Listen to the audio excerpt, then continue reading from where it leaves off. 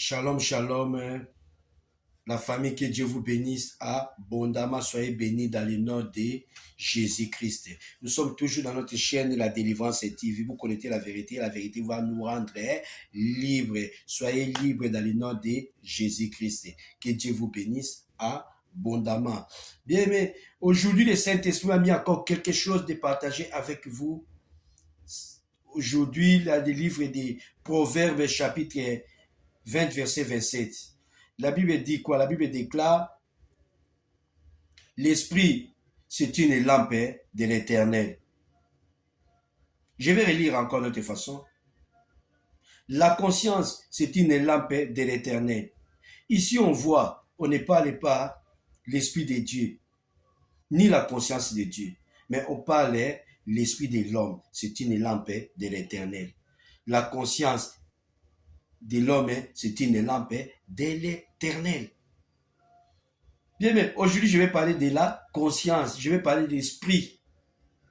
La conscience, quand l'homme n'est pas conscient, ta vie sera à manipuler. Tu vas commencer à ingérer les autres, tu vas commencer à critiquer, tu vas faire les congossa, parce que ta vie, tu n'es pas conscient. Prends conscience. Une personne n'est pas consciente de sa situation, bien aimé. Tu ne verras pas la gloire de Dieu. Tu ne vas pas voir Dieu. Tu n'auras pas la délivrance que tu cherches. Bien, mais je suis conscient. J'ai un témoignage. Je suis un témoin vivant. Ma vie a été manipulée pendant à peu près 20 ans. J'ai accepté Jésus-Christ à peu près 27 ans. Mais quand j'ai pris conscience, bien aimé, là où j'étais, j'ai dit que non, je n'accepte pas ça, d'être toujours manipulé, bien aimé. Beaucoup de choses sont changées.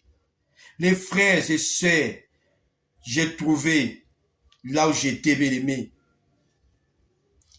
la vie est toujours pareille. Malheureuse, célibat, pas d'enfants, blocage, échec, sans délivrance, parce qu'ils ne sont pas conscients.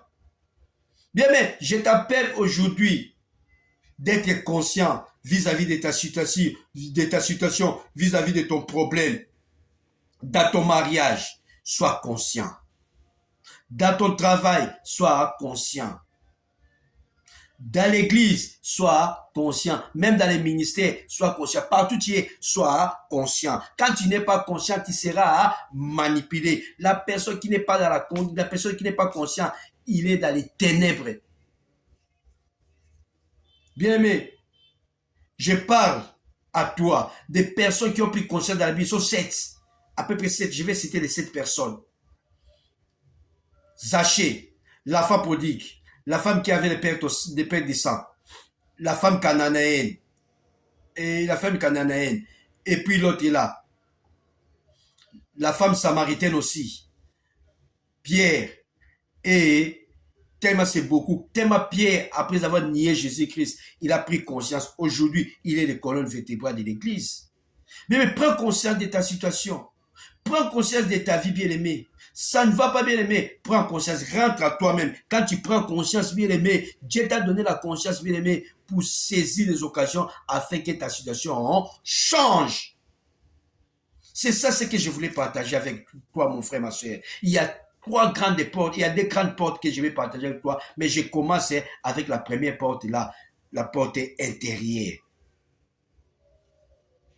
C'est dans la porte intérieure, il y a la conscience.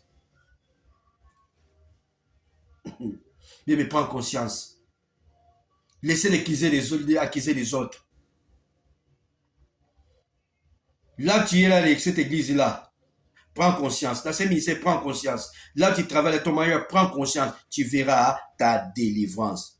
Que Dieu vous bénisse. Je vais prier maintenant pour toi. Tu vas fermer les yeux. Seigneur, ouvre les yeux de ton peuple qui sortent de la manipulation. Les enfants de Dieu, vous êtes créés à l'image de Dieu. Arrêtez. Construis ta vie. Que Dieu vous bénisse. Au nom de Jésus-Christ. Amen.